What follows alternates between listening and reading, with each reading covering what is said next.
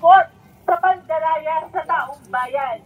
Sa pangunguna ng Gabriela at mga organisasyon pangkababaihan, bata at LGBT community, nagkakaisa tayo para singilin ang lahat ng naggasta ng pera ng bayan para sa sariling interes lamang. Nandito rin tayo para punahin at ikritiko ang mismong nakaupo sa tuktok ng sistemang gahaman na ito na walang iba kundi si Pangulong Marcos mismo. Gusto nating managot, hindi lamang si Marcos mismo kundi ang lahat ng mga nasa ibaba rin na kanyang binasbasan ang pagnanakaw sa bayan. Pero higit pa po rito, nagkakaisa ang mga kababaihan dahil sawa na tayo sa ganitong sistema. Tama po ba? Ayaw na natin na meron pa rin pare-parehas na mga pangalan na nakaupo sa posisyon. Hindi na sapat na umikot na lamang ang gulong sa kung sinong kilalang apelido na naman ang mauupo sa gobyerno. Dapat baguhin ang sistema. Dapat wakasan ang tinatawag natin na burokrata kapitalismo o sistema kung saan ginagawang negosyo ang gobyerno. Kaya ngayong umaga, bago ang main program natin dito, sasayaw, iindak ang mga kababaihan, ang mga bata at miyembro ng LGBT community. Sabay-sabay po nating isigaw, mga kurakot managot! Sige po. Lahat ng kurakot, lagot sa Gabriela! Lahat ng kurakot, lagot sa Gabriela! Lahat ng kurakot, lagot sa Gabriela!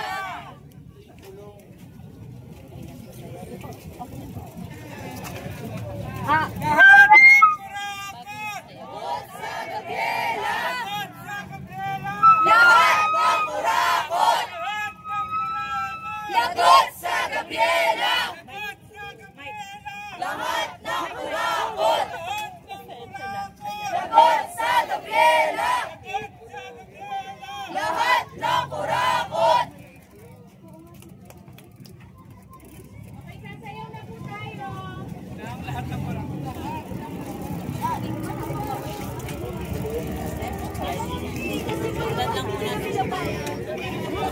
Paano natin ang buwan?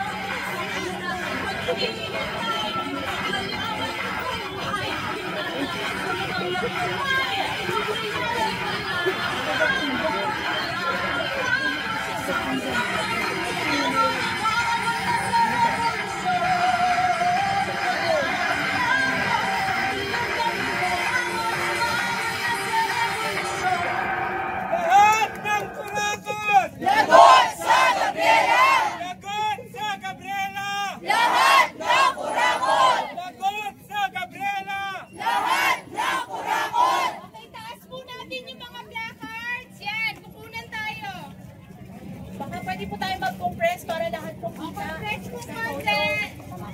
EJ Gomez po ito ng GMA Integrated School of Holiness Online. Sige po. Sige po, pakita po natin yung mga banners ninyo. Okay, on my cam po. 3, 2, 1, and photo. Lahat ng kurakot! Lagot sa Gabriela! Lagot sa Gabriela! Lahat ng kurakot! Lahat ng kurakot! Lagot sa Gabriela! Lagot sa Gabriela! Lahat ng kurakot! Lahat ng kurakot! Lagot sa Gabriela! Lagot sa Gabriela! Lahat ng kurakot! Lahat ng kurakot! Lagot sa Gabriela! Lagot sa Gabriela! Lahat ng kurakot! Abante! Babae! Palaban! Militante! Palaban! Militante! Abante! Babae! Sulong Gabriela! Lumaban makibaka! Lumaban makibaka! Sulong Gabriela! Karapatan ng bata! Proteksyonan ipagtanggol! Ipaglaban! Proteksyonan ipagtanggol! Ipaglaban! Karapatan ng bata! Makibeki! Huwag masyokot! Huwag masyokot! Makibeki! Pera sa serbisyo, hindi sa kurakot! Pera sa serbisyo! Hindi sa kurakot! Pera sa serbisyo! Hindi sa kurakot! Hindi sa kurakot! Pera sa serbisyo! Sahod itaas! Presyo ibaba! Presyo ibaba! Sahod itaas! Serbisyo sa tao! Huwag gawing negosyo! Huwag gawing negosyo! Serbisyo sa tao! Pakibaka! Huwag matakot! Huwag matakot! Makibaka! Agdao ang bayan! Ngayon ay lumalaban! Ngayon ay lumalaban! Ang tao! Ang bayan! Lagot sa Gabriela! Lahat ng kurakot! Karapatan ng bata! Proteksyonan Ipagtanggol! Ipaglaban! Proteksyonan! Ipagtanggol! Ipaglaban! Karapatan ng bata! Isang mainit at militanteng umaga po sa ating lahat. Ako po si Marcelo Suarez mula po sa Children's Collective. Nandito po kaming mga kabataan dahil bilang mga bata, kami po ang pinaka nakakaramdam ng mga apekto po ng korupsyon sa ating lipunan at sa ating society at sa ating mga mamamayan. Sanay po kaming umuuwi mula sa baha sa paaralan. Sanay kaming nagbabayad ng napakataas na presyo sa commute, sa pagkain. Sanay na sanay kami panoorin ng mga magulang namin kumayod sa trabaho habang ang gobyerno ay ninanakaw ang mga buwis natin, ang mga pera natin, ang lupa natin. Nandito kaming mga kabataan dahil nananawagan kami na isuli ninyo ang inyong mga ninakaw mula sa mamamayang Pilipino. Nandito kaming mga kabataan para manawagan na ang gobyerno ay dapat magbayad para sa mga kahirapan na itinulot nila sa aming mga bata. Dahil hindi lang korupsyon ang problema dito, ngunit ang kinabukasan naming mga kabataan, dahil kami ang pag-asa ng bayan, ang kinabukasan rin ng bansa. Maraming salamat po. Karapatan ng bata! Proteksyonan ipagtanggol! Ipaglaban! Proteksyonan ipagtanggol! Ipaglaban! Karapatan ng bata! Sahod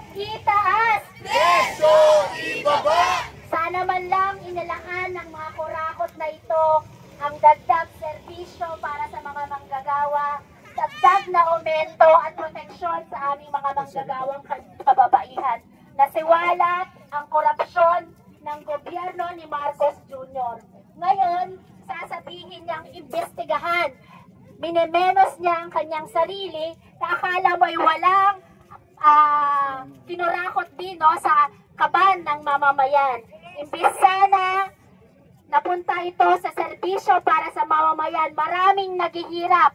Ilang porsyento ng pamilyang Pilipino ang hindi nakakakain. Kabilang ang mga manggagawa na ang sinasahod lamang ay 695 pesos kada araw. Saan napupunta? Binabawasan ang pagkain, binabawasan ang pampagamot para lamang makapasok sa sunod na araw sa kanilang mga pagawaan. Unahin ang pagpasok ng kanilang mga anak at minsan nga hindi pa nagbabaon ng mga anak dahil sa kakarampot na sahod na tinatanggap naming mga manggagawa. Ang korupsyon na ito ay hindi lamang ngayon sa panahon ni Marcos Jr., pati ang mga nagdaang administrasyon nasiwalat dahil nasukol ng mamamayang Pilipino ang pagnanakaw na ginagawa nila sa mamamayang Pilipino. Hindi na po tatahimik ang mga manggagawang kababaihan dahil sobrang-sobra na po ang pagtitiis na ginagawa naming mga manggagawa at ng mamamayan at kabilang ang malawak na hanay ng kababaihan. Ngayong araw, magtitipon ang lahat ng mamamayan, ang lahat ng sektor ng lipunan, pero imamarka namin na hindi ito ang una't huling sisingilin ng mga manggagawang kababaihan ng gobyerno ni Marcos Jr. Sasama pa rin ang nagdaang gobyerno ng Duterte kasama si Sara Duterte para singilin sa kurakot at korupsyon na ginawa nila sa mamamayan. Panagutin ang lahat ng mga magnanakaw. Dapat makulong ang lahat ng mga magnanakaw. Makibaka, huwag matakot. Sahod, ita!